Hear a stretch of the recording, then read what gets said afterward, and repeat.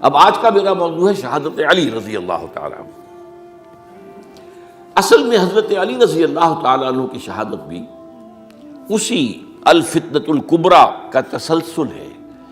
وہ جو عبداللہ ابن سبا کا پیدا کردہ عظیم ترین فتنہ تھا، اسی کا ایک نتیجہ حضرت علی کی شہادت بھی ہے، لیکن وہ بات ذرا تفصیل سے سمجھنی ہوگی، اور اس کے لیے میں ممنون احسان ہوں۔ حال ہی میں ایک کتاب چھپی ہے، ڈاکٹر سید رضوان علی ندوی، وہ محقق ہیں تاریخ کے، انہوں نے بڑی تاریخی تحقیق کے بعد جو باتیں بیان کی ہیں وہ میں آپ کے سامنے رکھ رہا ہوں۔ عرب میں جنوب مغرب کی کونے میں، جہاں یہ یمن بھی آباد ہے، اس کے اوپر نجران ہے، اسی علاقے میں یمامہ کا علاقہ کہلاتا ہے۔ یہاں ایک قبیلہ آباد تھا، بنو تمیم۔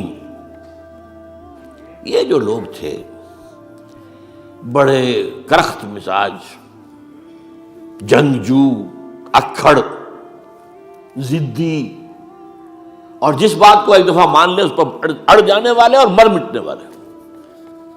یہیں سے فتنہ پہلا اٹھا تھا، سب سے بڑا جو نئے جھوٹے نبی کھڑے ہوئے تھے ان میں سب سے بڑا تو مسیلمہ کذاب تھا، یہی تو علاقہ تھا، اور اس کے خلاف اس فتنے کی سرکوبی میں کتنے صحابہ، 1200 صحابہ ایک جنگ کے اندر شہید ہوئے، جن میں 500 جو ہیں وہ حفاظ تھے رضی اللہ تعالیٰ عنہ اجمعین۔ تو یہ لوگ جو یہ تھے بڑے زوردار تھے۔ اس قبیلے کے بارے میں حضرت عمر رضی اللہ تعالیٰ عنہ نے ایک بڑی عجیب حکمت عملی اختیار کی۔ ان کو وہاں سے اکھاڑ کر اور ایران کی سرحدوں پر آباد کر دیا، اب جہاں پر جہاد ہو رہا تھا، تاکہ ان کے اندر جو یہ جنگجوئی ہے یہ اب اس مقصد کے لیے استعمال ہو، اب وہ دارالاسلام کی توسیع کے مقصد کے لیے استعمال ہو، اور وہ ہوئی۔ حضرت عمر نے 2 چھاونیاں بنائی تھی رضی اللہ تعالیٰ عنہ، کوفہ اور بصرہ، کیونکہ ظاہر بات ہے کہ اب جو اسلام کا دائرہ پھیل رہا تھا اور اسلامی حکومت پھیل رہی تھی، اور زیادہ تر جو ہے مشرق کی طرف پھیل رہی تھی، ایران اور خراسان وغیرہ کی طرف، تو اب مدینے سے اس کا کنٹرول اتنا آسان نہیں تھا، فاصلہ تھا، تو چھاونیاں بنائیں تاکہ یہ اس سرحد کے اوپر یہ موجودہ مرکز رہے، یہاں فوجیں موجود رہیں، کہیں کوئی بغاوت ہو تو اس کو کچلنے کے لیے وہ قوت فوری طور پر دستیاب ہو سکے۔ یہ لوگ ہیں کہ جو عبداللہ ابن سبا کی فتنے سے سب سے زیادہ متاثر ہوئے۔ ان کی مزاج میں وہ کجی تو تھی نا، حضرت عمر بھی ان کا جو ایک مضبوط کنٹرول تھا انہیں دبائے رکھا ہے، اور ان کا رخ جو ہے ایک دوسری طرف موڑ کر اس سے اسلام کو فائدہ پہنچایا۔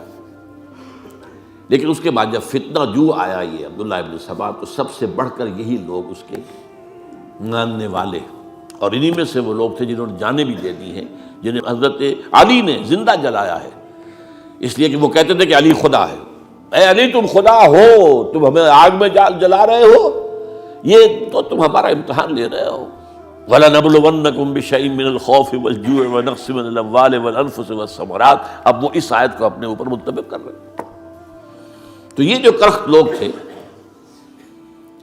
انہوں نے در حقیقت جو ہے عبداللہ ابن سبا کے کردار میں سب سے بڑا رول پلے کیا، اور انہی کے ہاتھوں حضرت عثمان شہید ہوئے رضی اللہ تعالیٰ۔ اور اس کے بعد انہوں نے حضرت علی رضی اللہ تعالیٰ عنہ کو اپنے گھیرے میں لے لیا، کیونکہ انہی کی کثیر تعداد موجود تھی مدینے میں جب حضرت عثمان شہید ہوئے۔ اس کے بعد اب ظاہر بات ہے کہ کوئی نہ کوئی تو خلیفہ ہونا چاہیے تھا۔ حضرت طلحہ سے کہا گیا، انہوں نے معذرت کر لی، حضرت زبیر سے کہا گیا، انہوں نے معذرت کر لی۔ اب ظاہر بات ہے کہ حضرت علی آخر امت کو چھوڑا تو نہیں جا سکتا تھا بغیر امام کے، انہوں نے قبول کر لی، اگرچہ حضرت حسن روکتے رہے کہ ابا جان یہ ان لوگوں کی بیعت جو ہے آپ قبول نہ کیجیے۔ حضرت حسن تو ان میں سے ہیں جو حضرت عثمان کے دروازے پر کھڑے تھے پہرے دار کی حیثیت سے، حسن اور حسین رضی اللہ تعالیٰ عنہ، انہیں تو معلوم تھا فتنہ جو کون لوگ ہیں۔ اس کے بعد حضرت علی رضی اللہ تعالیٰ عنہ نے اسی حکمت سے، جس حکمت کے تحت حضرت عمر نے یہ چھاونیاں آباد کی تھی، دارالخلافہ